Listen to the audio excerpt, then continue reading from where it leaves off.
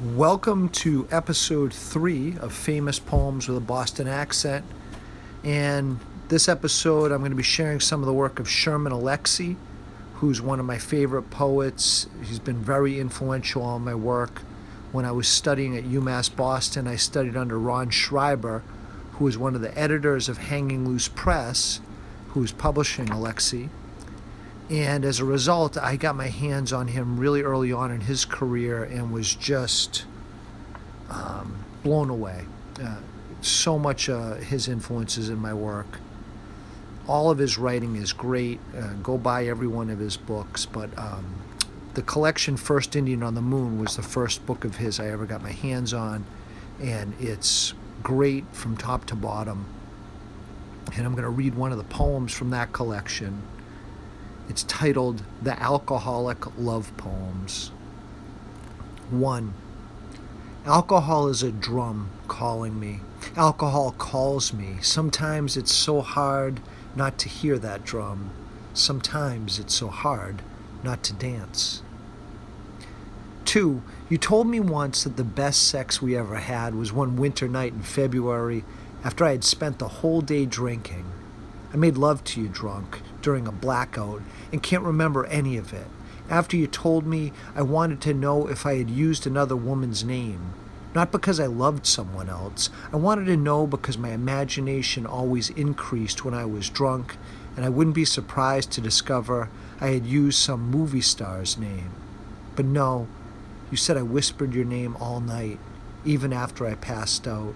Whispered your name with this mouth sour with beer, and that old lie about never drinking again. 3. Is alcoholism genetic or conditioned? I ask myself as I weave through another reservation maze of treaty and unrequited love, find a bottle of vodka and a box of commodity cheese. At the end, call myself an ordinary victor, another victim of science and its necessary research. 4. My hand shakes sometimes because I love you, and other times because my body remembers detoxification. So I ask you not to drink beer, whiskey, vodka before you come to see me. Please brush your teeth, wash your hands if you must have even a little, because I was never as strong as I wanted. The taste of alcohol, even in the slightest of kisses, will make me forget who I have become. 5. The difference between need and want must be explained. I quit drinking 450 days ago. I quit drinking 450 days before I quit you.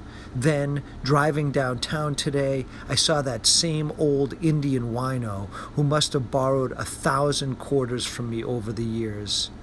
It was the 15th consecutive day of sub-zero temperatures, and the old Indian wino was wearing a stocking cap with the price tag still attached. He bought that damn cap instead of booze, and I bet you that cap cost exactly the same as a bottle of Thunderbird wine.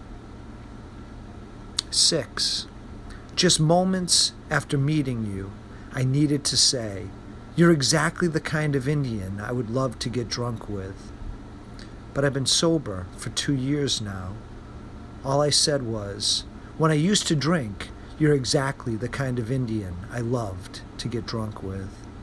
Oh, all my life in the past tense.